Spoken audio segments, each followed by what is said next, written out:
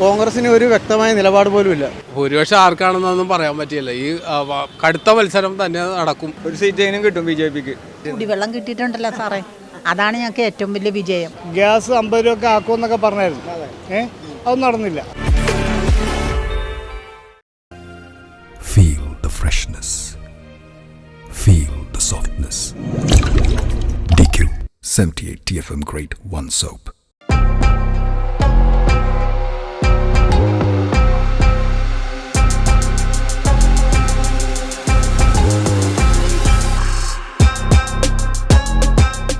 നമസ്കാരം, ഞാനിപ്പോൾ നിൽക്കുന്നത് ആലപ്പുഴ മണ്ഡലമായ അരൂരിലാണ്. പഴയതും പുതിയതുമായ ആലപ്പുഴ മണ്ഡലത്തിൻ്റെ ചരിത്രത്തിൽ 9 തവണ LDFും 8 തവണ UDFും ഇതുവരെ വിജയിച്ചിട്ടുണ്ട്. 2024 ഇവിടെ സ്ഥാനാർത്ഥിയായി മത്സരിക്കുന്നത് പ്രധാനപ്പെട്ട 3 പാർട്ടിയുടെ നേതാക്കന്മാരാണ്. 2019 ലോക്സഭാ തെരഞ്ഞെടുപ്പിൽ കേരളത്തിലെ 20 സീറ്റുകളിൽ 19ഉം UDF നേടിയപ്പോൾ ഒരു സീറ്റ് വിജയിച്ച ഇടതുപക്ഷത്തിന്റെ സാരഥി ശ്രീ AM ആരിഫ് അടുത്തതായി ഹൈക്കമാൻഡുമായി ഏറെ ബന്ധം പുലർത്തുകയും ആശയങ്ങൾ വിനിമയം നടത്തുകയും ഒരു ഉപദേഷ്ടാവിന്റെ റോളിൽ പോലും പ്രശസ്തനായ കോൺഗ്രസിന്റെ കരുത്തുറ്റ സ്ഥാനാർത്ഥി KC വേണുഗോപാൽ. അടുത്തതായി ഭാരത് ജനതാ പാർട്ടിയുടെ ഉരുക്ക് വനിത. 20 സീറ്റിൽ 5 വനിതകൾ മത്സരിക്കുമ്പോൾ അതിൽ ഏറ്റവും ശ്രദ്ധേയമായതും തീപാറുന്ന പോരാട്ടം കാഴ്ചവെക്കുന്നതുമായ ശ്രീമതി ശോഭ സുരേന്ദ്രൻ. ഇവിടെ സിറ്റിംഗ് MP വിജയിക്കുമോ? കനലൊരു തരിമതി. ഈ കനലിനെ മറികടക്കുവാൻ പ്രതിപക്ഷ പാർട്ടികൾക്കാകുമോ? ഇവിടുള്ള ഈ മണ്ഡലത്തിലുള്ള ജനങ്ങളോട് നമുക്ക് ചോദിക്കാം. കനലൊന്നു മതി തിരിക്ക് എന്നുള്ളൊരു ആപ്തവാക്യവുമായി ശക്തമായ ഇടതുപക്ഷം പിടിച്ച ഒരു മണ്ഡലമാണ് ആലപ്പുഴ.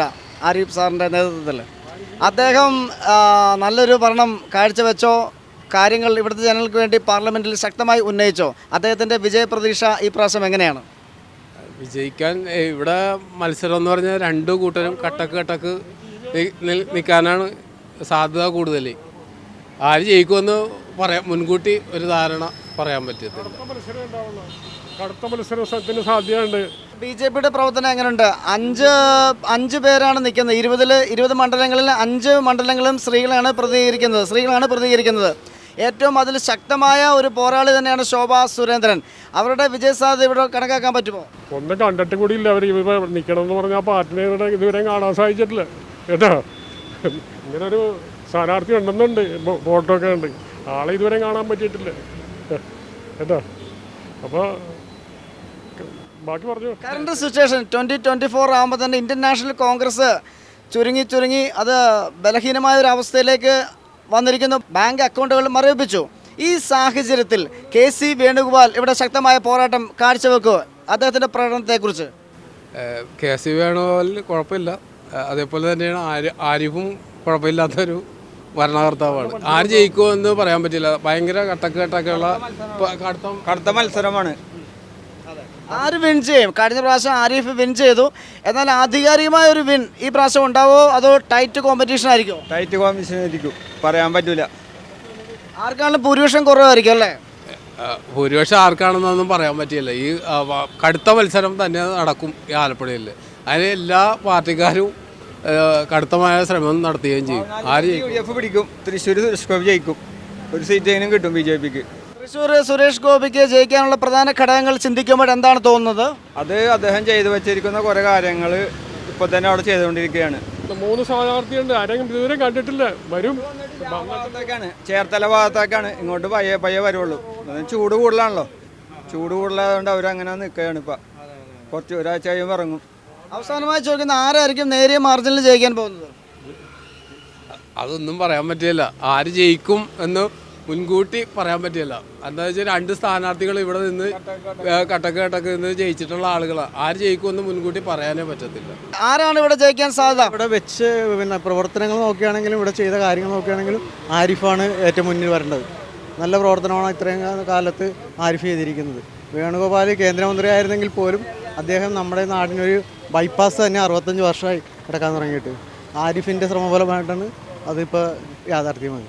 ശക്തമായ പാർലമെന്റിൽ കാര്യങ്ങൾ ഉന്നയിക്കുന്ന ഒരു വ്യക്തിയാണോ ആരിഫ്? പൗരത്വ നിയമ ഭേദഗതി ബില്ലിനെ പിന്തുണച്ച കേരളത്തിലുള്ള ഏക MP ആരിഫ് മാത്രമാണ്. കോൺഗ്രസ്സിന് ഒരു വ്യക്തമായ നിലപാട് പോലുമില്ല.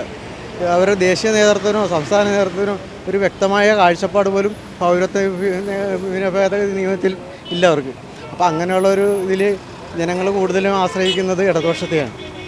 അപ്പോൾ അവർക്കായിരിക്കും ഈ തെരഞ്ഞെടുപ്പിൽ മുൻതൂക്കം. നമ്മുടെ രാജ്യത്തിൻ്റെ പുരോഗതിക്കും അതുപോലെ തന്നെ നിലനിൽപ്പിനും ഇടതുപക്ഷം അത്യാവശ്യമാണ്. ഇപ്പോൾ ഇലക്ട്രൽ ബോണ്ടിൻ്റെ കാര്യമാണെങ്കിൽ പോലും ഏറ്റവും കൂടുതൽ അഴിമതിയും കള്ളപ്പണവും എല്ലാം പുറത്തു കൊണ്ടുവന്നിരിക്കുന്നത് ഈ ഇലക്ട്രൽ ബോണ്ടിലൂടെയാണ്. അപ്പോൾ ഇത് രാജ്യത്തിൻ്റെ നിലനിൽപ്പിന് ഇടതുപക്ഷം അത്യാവശ്യമാണ്. ഇവിടെ നേരിടുന്ന ഈ മണ്ഡലം നേരിടുന്ന പ്രധാന വെല്ലുവിളി ഏതാണ്? അത് ശരിയാക്കിയാൽ നന്നായിരിക്കുമെന്ന് മനസ്സിൽ തോന്നുന്ന ഒരു പ്രധാനപ്പെട്ട പ്രധാന പ്രശ്നം എന്ന് പറഞ്ഞാൽ എല്ലാ പ്രദേശങ്ങളിലും വെള്ളക്കെട്ടാണ് പ്രധാന പ്രശ്നം.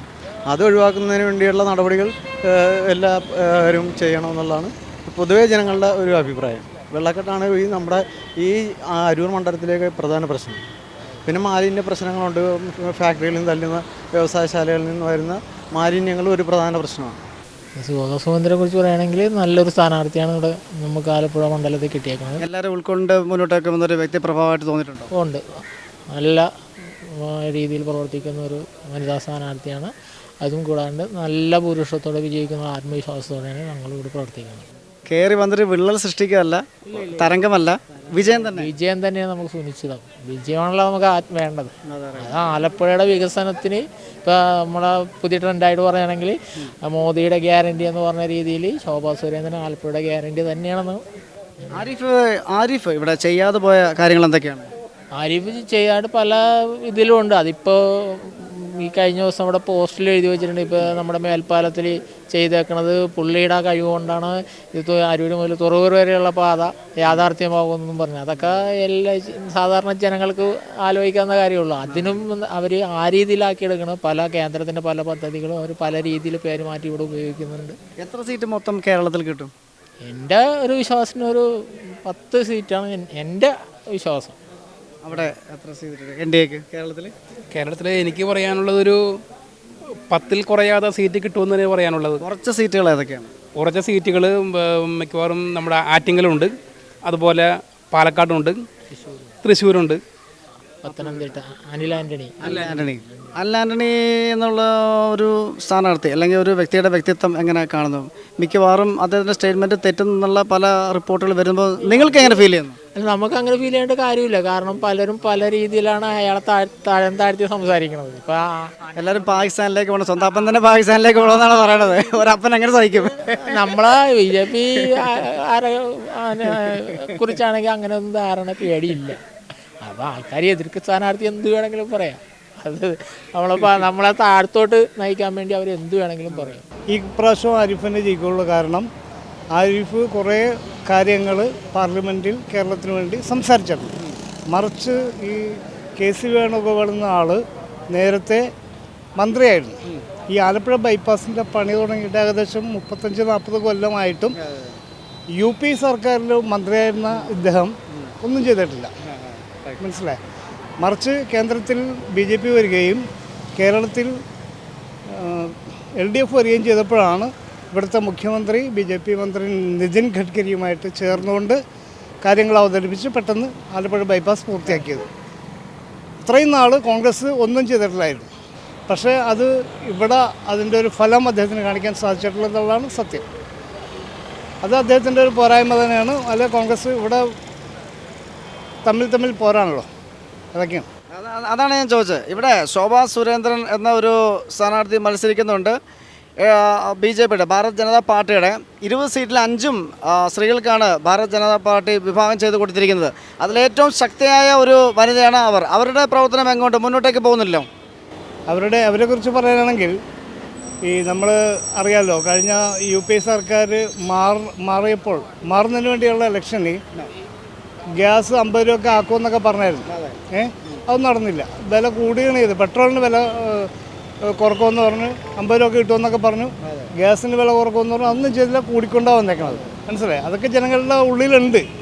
അപ്പോൾ ശോഭാ സുരേന്ദ്രൻ എത്ര നല്ലൊരു നേതാവാണെങ്കിലും വായ്ത്തള്ളുകൊണ്ട് നേതാവാണ്, ശരിയാണ്. പക്ഷേ അവർക്കൊന്നും ഇവിടെ ഒന്നും ചെയ്യാൻ പറ്റില്ല. സ്ത്രീകളുടെ പ്രാതിനിധ്യം താങ്കളിപ്പോൾ പറഞ്ഞല്ലോ, 5 പേർക്ക് കൊടുത്തിട്ടുള്ളത് ശരിയാണ്, സത്യമാണത്. പക്ഷേ ശക്തിയായ ഒരു വനിതയാണ് അവർ. അതെ, പക്ഷേ സ്ത്രീകളുടെ സംരക്ഷണം എന്ന് പറഞ്ഞാൽ BJPയുടെ കയ്യിലുണ്ടാവില്ല. അത് നമ്മൾ പലപ്പോഴും കണ്ടിട്ടുള്ളതാണ്. ഉത്തരേന്ത്യയിലും മുഴുക്കെ സ്ത്രീകൾക്ക് നേരെയുള്ള അതിക്രമങ്ങൾ നമ്മൾ കണ്ടിട്ടുള്ളതാണ്. ഞാനിപ്പോൾ നിൽക്കുന്നത് പള്ളിയിറക്കാവ് ക്ഷേത്രത്തിലാണ്. ഇവിടെ കുറേ വിശ്വാസികളുണ്ട്. ഇവരോട് നമുക്ക് ആര് ജയിക്കും, ഈ മണ്ഡലത്തിൽ ആരാണ് ഏറ്റവും അനുയോജ്യൻ എന്ന് നമുക്ക് ചോദിക്കാം. ഈ പ്രാവശ്യം ആര് ജയിക്കും? അമ്മ പറ. തീരുമാനിക്കാൻ പറ്റുകയില്ലല്ല. അല്ല, എന്നാലും നമ്മുടെ ഹൃദയത്തിൽ ഇഷ്ടപ്പെട്ട വ്യക്തി ആരാണ്? ആരിഫ് ജയിക്കും. ആരിഫാണ്. ആരിഫ് പൊതു ജനപ്രിയനാണോ ഇവിടുത്തെ? എന്തൊക്കെ ഘടകങ്ങളാണ് അദ്ദേഹത്തെ ജനപ്രിയനാക്കി മാറ്റിയത്? എന്തൊക്കെ ഘടകങ്ങളാണ് ജനപ്രിയനാക്കി മാറ്റിയത്? കുടിവെള്ളം കിട്ടിയിട്ടുണ്ടല്ലോ സാറേ, അതാണ് ഞങ്ങൾക്ക് ഏറ്റവും വലിയ വിജയം. ആലിഫ് വന്നേ പിന്നെ ഞങ്ങൾക്ക് കുടിവെള്ളം കിട്ടിയത്. അത് ഇപ്പോഴും ഉണ്ട്. അതുകൊണ്ട് അദ്ദേഹത്തിനെ വോട്ട് ചെയ്യുള്ളൂ, ഉറപ്പ്. ഇലക്ഷന് ആര് ജയിക്കും? ഏത് സ്ഥാനാർത്ഥിയാണ് ജയിക്കുന്നത് ചേച്ചിയുടെ ഒരു കാഴ്ചപ്പാടിൽ? എൻ്റെ കാഴ്ചപ്പാടിലിപ്പം LDF എന്തായാലും ജയിക്കില്ല. ആരിഫ് ജയിക്കില്ല. ആരാ പിന്നെ സാധ്യത ജയിക്കാൻ? എനിക്കിപ്പോൾ അങ്ങനെ പറയാനാവും. UDFന്റെ സ്ഥാനാർത്ഥി പോലെ തന്നെയല്ലേ ഉള്ളത്. ഒരുപോലെ നിൽക്കുന്നു. അപ്പം ആര് ജയിക്കുമെന്ന് ഇനി കണ്ടറിയണം. നൈറ്റ് കോമ്പറ്റീഷൻ ആയിരിക്കും അല്ലേ? അതെ അതെ.